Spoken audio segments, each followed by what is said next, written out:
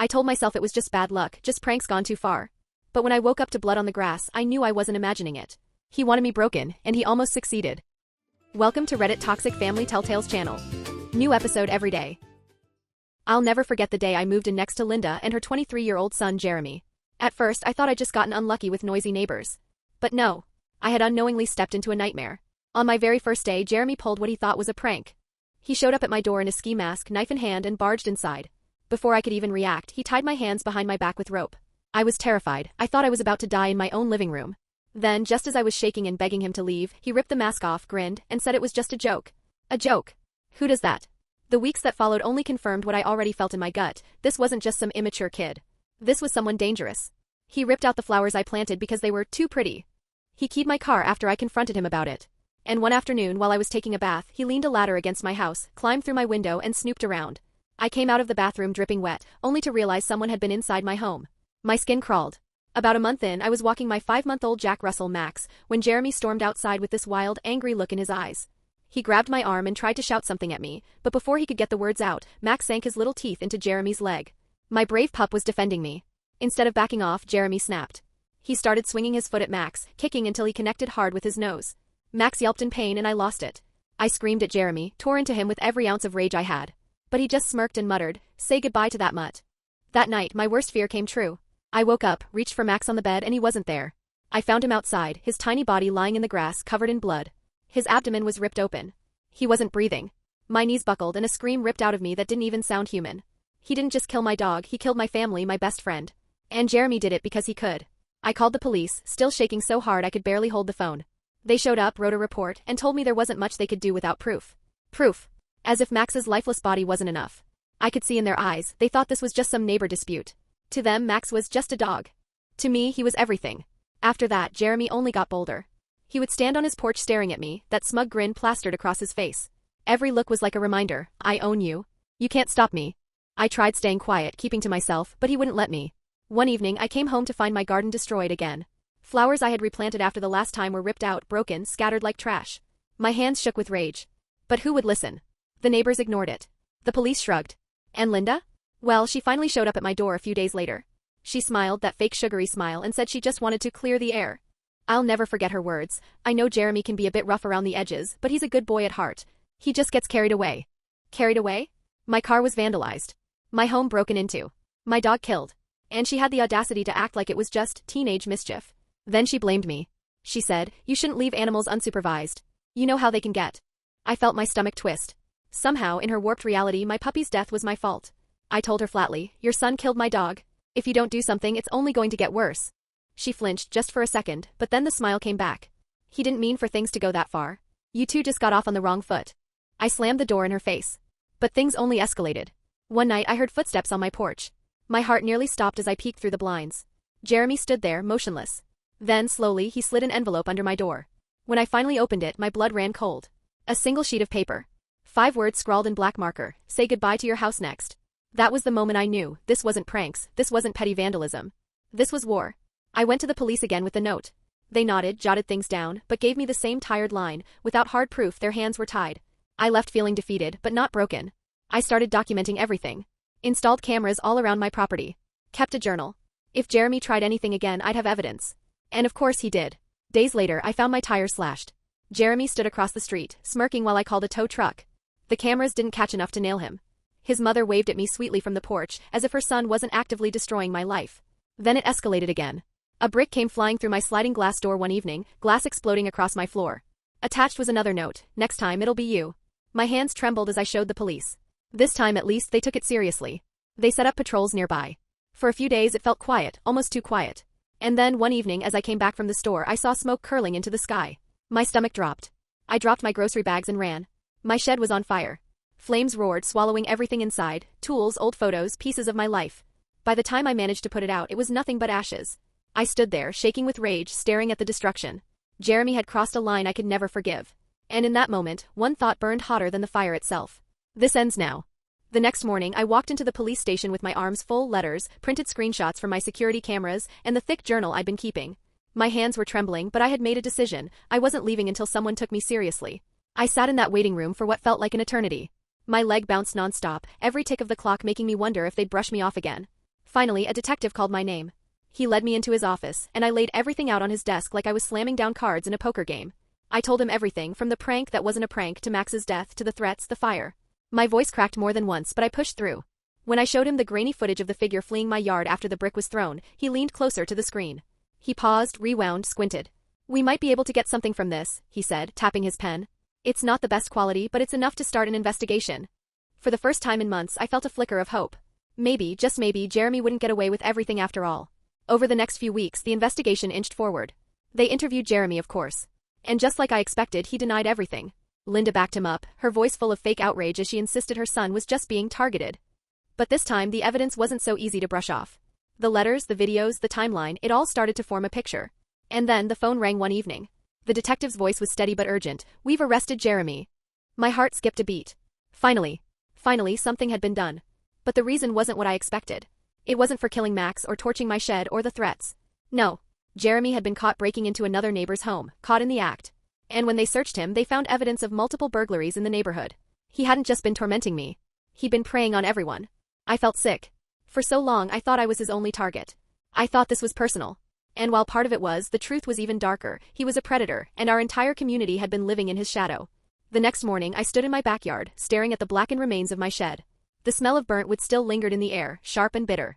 That charred pile represented everything I had lost, my safety, my peace of mind, Max. None of it could be replaced. When I first bought this house, I had pictured it as a fresh start. I had left behind a toxic relationship, a draining job, and I thought this would be where I could finally breathe again. But instead of peace, I had traded one nightmare for another. I spent the day sifting through ashes, trying to salvage anything. Most of it was unrecognizable. A few tools, blackened and twisted, were all that survived. As I held them, I couldn't stop thinking about all the times Jeremy might have slipped inside my home, touched my things, violated the only space I thought was safe. My skin crawled at the thought. Later that afternoon, there was a knock at the door. My chest tightened, but when I peeked through the peephole, it wasn't Jeremy. It was the detective. I opened the door and he gave me a sympathetic half-smile. "Good news," he said. "Jeremy's been denied bail. He's not going anywhere anytime soon." The air rushed out of me in one long breath I didn't even know I'd been holding. "Thank you," I whispered. But his expression grew serious. "There's more. When we searched his phone, we found notes about your house, photos taken at different times of day, details about your schedule. Looks like the fire wasn't the endgame. He was planning to break in next." A chill spread through my body, icy and nauseating. I had known he was dangerous, but to hear he had been actively plotting something worse, it shook me to my core. The detective handed me his card. "Call if you need anything," he said gently, then left me standing there in my doorway, leaning against the frame for support.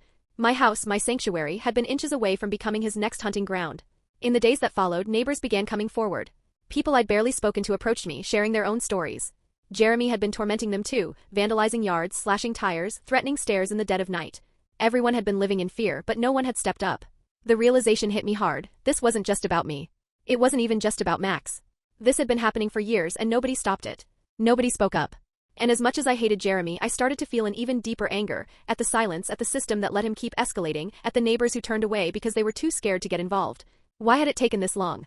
Why did it take fire, blood, and shattered glass before anyone finally said enough? The weeks that followed Jeremy's arrest were strange. On paper, I was finally safe. He was locked up, denied bail, facing real charges. But inside my own home, the fear didn't fade.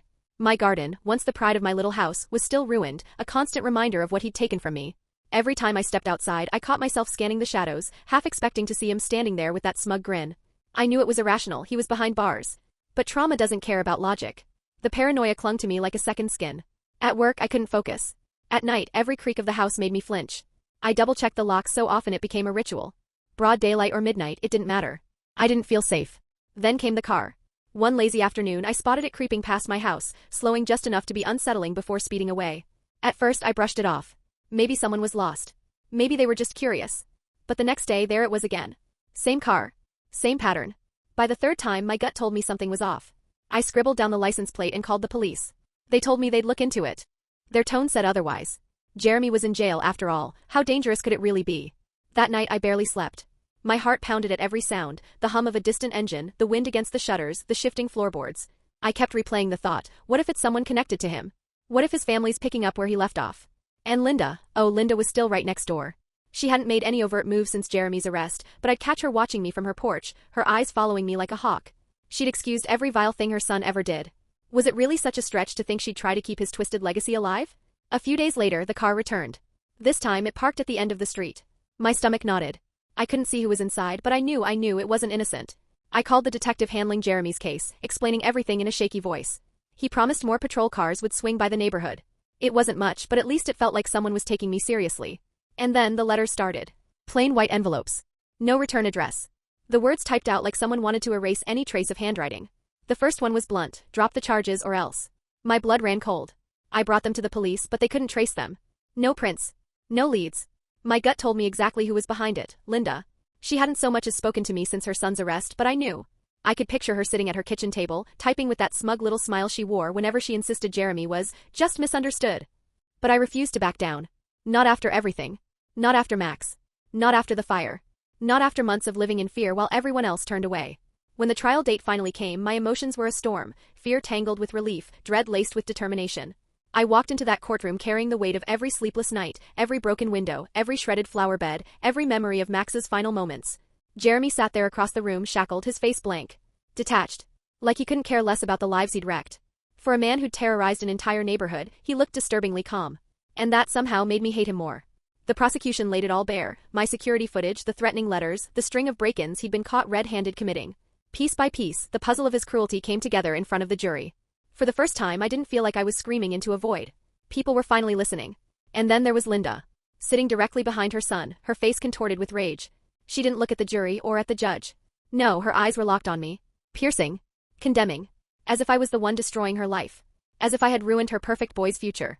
But I refused to give her that power. I kept my eyes forward, reminding myself of the truth: I wasn't the one on trial. For the first time since this nightmare began, justice didn't feel like a distant dream. It was happening. Right there in front of me. In the end, justice was served. Jeremy was found guilty on multiple charges: breaking and entering, vandalism, harassment, the works. When the judge read the sentence, years behind bars, I felt something I hadn't felt in so long: relief. A heavy weight I'd carried for months finally lifted. It was over. As I left the courtroom, I could feel Linda's eyes burning holes into my back. Her glare was sharp, filled with the same venom she'd always reserved for me, but this time, I didn't care. I had one. Jeremy was gone, and nothing she could do or say would change that. The months that followed were about picking up the pieces. Slowly, carefully, I started reclaiming my life. I replanted the garden he had destroyed, each flower a small act of defiance, a reminder that beauty could grow back even after devastation. I repaired the damage to my house, replacing broken glass and charred wood, scrubbing away the physical scars of his chaos. The emotional scars? Those would take longer.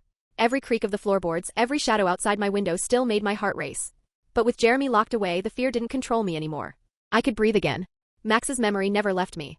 Not a day went by that I didn't miss him, his tiny paws tapping on the floor, his warm body curled up beside me at night. But I knew I had honored him. I had refused to back down, refused to let his death be just another accident excused by Jeremy's mother. Standing up to that monster was the hardest thing I had ever done, but it was the one thing I owed Max. And Linda? She faded from my life like a bad dream. I hardly saw her after the trial. She stopped glaring, stopped defending him, stopped even pretending. Word eventually spread that she'd packed up and left town, too humiliated to stay. For the first time in months, my home no longer felt like a battlefield. The walls weren't closing in. The shadows weren't stalking me. It wasn't the peaceful fresh start I had imagined when I first moved in, but it was something else. A hard-won new beginning. I had survived the darkness. I had reclaimed my space, my life, my future. And standing there, in the middle of my garden with fresh blooms swaying in the breeze, I finally felt it: hope. For the first time in a long time, I could look toward tomorrow without fear. Thanks for watching. Today's train wreck is over, but tomorrow's ride is already on track. Subscribe so you don't miss it.